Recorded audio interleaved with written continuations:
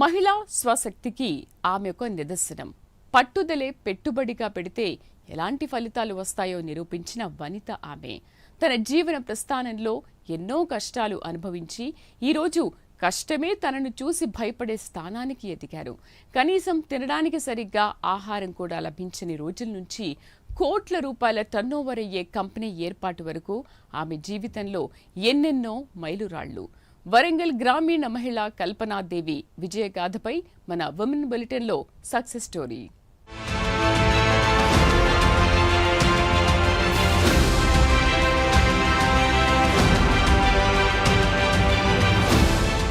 మీరు స్క్రీన్ మీద చూస్తున్న ఆమె పేరు దాసరి కల్పన. తన సొంతూరు హనుమకొండ జిల్లా షాయంపేట.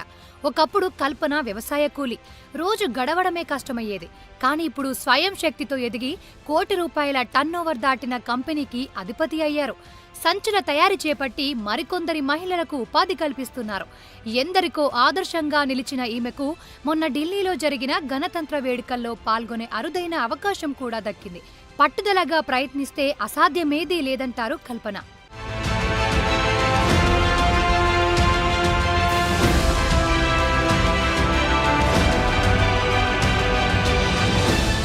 కల్పనాదేవి తన గ్రామంలోని దాసరి బాబును ప్రేమించి పెళ్లాడారు. ఈ దంపతులకు 2 పిల్లలు. పిల్లల చదువులు, కుటుంబ ఖర్చుల కోసం భర్తతో కలిసి వ్యవసాయ కూలి పనులకు వెళ్లేవారు. అయినా ఇల్లు గడవడం కష్టమయ్యేది. తర్వాత మహిళా సహకార సంఘంలో సభ్యురాలిగా చేరారు. మహిళా సంఘాల్లో కల్పన పొదుపు, ప్రతిభను గుర్తించిన అధికారులు కొద్ది రోజులకే అధ్యక్ష బాధ్యతలు అప్పగించారు. సంఘంలో చేరాక కుట్టు మిషన్ నేర్చుకుని కుట్టు పని మొదలుపెట్టారు. అయితే కుట్టు పనితో వచ్చేది ఇంట్లో కనీస ఖర్చులకు సరిపోయేది కాదు. దాంతో 2008లో స్వయం సహాయక సంఘం నుంచి ₹1,00,000 రుణం తీసుకుని కిరాణా షాపు పెట్టారు. 5 ఏళ్లకు మరో రుణముతో పిండిగిన్ని మొదలుపెట్టారు. అదే సమయంలో కల్పనకు హిందీ తెలియడంతో సిర్ప్ అధికారులు కమ్యూనిటీ రీసెర్చ్ పర్సన్ ERPగా ఎంపిక చేశారు. అందులో భాగంగా ఉత్తరప్రదేశ్, మధ్యప్రదేశ్, జార్ఖండ్ తదితర రాష్ట్రాల్లో స్వయం సహాయక సంఘాల మహిళలకు పొదుపై శిక్షణ ఇచ్చారు. CRPగా 2016 నుంచి 19 మధ్య వివిధ పర్యటనలకు వెళ్లినప్పుడల్లా 4 రోజుల పాటు అక్కడే ఉండాల్సి వచ్చేదట. ప్రయాణం, వసతి, భోజనం తదితర ఖర్చుల కోసం కొంత డబ్బు ఇచ్చేవారు అధికారులు. కొన్ని సందర్భాల్లో ఫోన్ సిగ్నల్ సరిగ్గా లేకపోవడంతో రోజుల తరబడి భర్త, పిల్లలతో మాట్లాడడం కుదరలేదట. అయినా తను వెనుకడుగు వేయలేదు.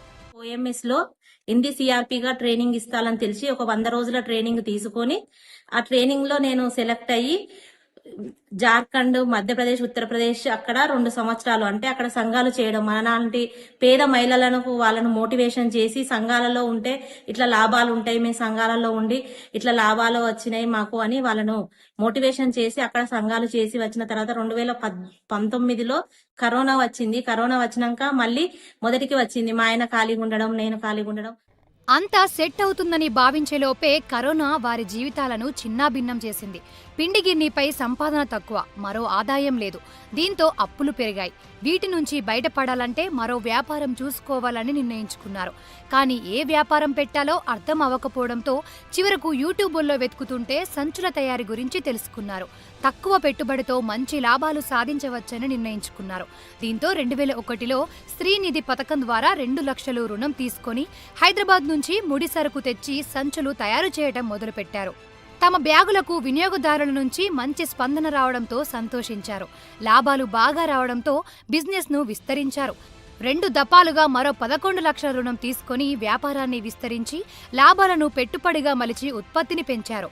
వినియోగదారుల అవసరాలకు అనుగుణంగా బ్యాగులు తయారు చేస్తూ వారి నమ్మకాన్ని, ఆదరణను పొందుతూ వ్యాపారంలో మరింత ముందుకు వెళ్లారు.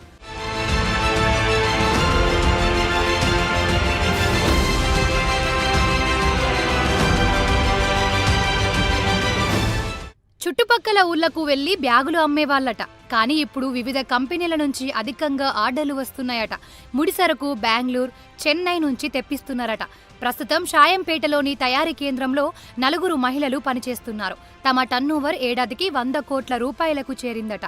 తాము ఉపాధి పొందుతూ పలువురు మహిళలకు ఉపాధి కల్పించడం చాలా సంతోషంగా ఉందంటున్నారు కల్పన. దిక్కుతోచని స్థితి నుంచి కోట్ల రూపాయల కంపెనీకి యజమాని అవడంతో ఆనందం వ్యక్తం చేశారు. ఈ సంఘంలో చేరడం ద్వారా ఒక స్కూల్ కి చైర్మన్ గా, కాలేజీకి చైర్మన్ గా పనిచేస్తున్నాను. MS మండల సమైక్యలో కోశాధికారిగా పనిచేస్తున్నాను. 2025లో నాకు లీడర్షిప్ అవార్డు వచ్చింది. 2025 జనవరిలో నాకు నరేంద్ర మోడీ గారితో లఖ్పతి దీదీ అవార్డు వచ్చింది. కల్పన కష్టాన్ని అందుకున్న విజయాలను చూసి మరిందరు మహిళలు అబ్బురపడుతున్నారు. తమలాంటి మహిళలకు కల్పన స్ఫూర్తిదాయకంగా నిలవడం గర్వకారణమంటున్నారు. గ్రామీణ పేదరిక నిర్మూలన సంస్థ సహకారంతో మహిళా పారిశ్రామికవేత్తగా ఎదిగినందుకు గాను కల్పనకు మొన్నటి గణతంత్ర వేడుకలకు ఆహ్వానం కూడా అందింది. వేడుకలను ప్రత్యక్షంగా వీక్షించడంతో పాటు ప్రధాని సహా పలువురు కేంద్ర మంత్రులు కలిసే అదృష్టం దక్కినందుకు ఎంతో సంతోషంగా గర్వంగా ఉందన్నారు కల్పన.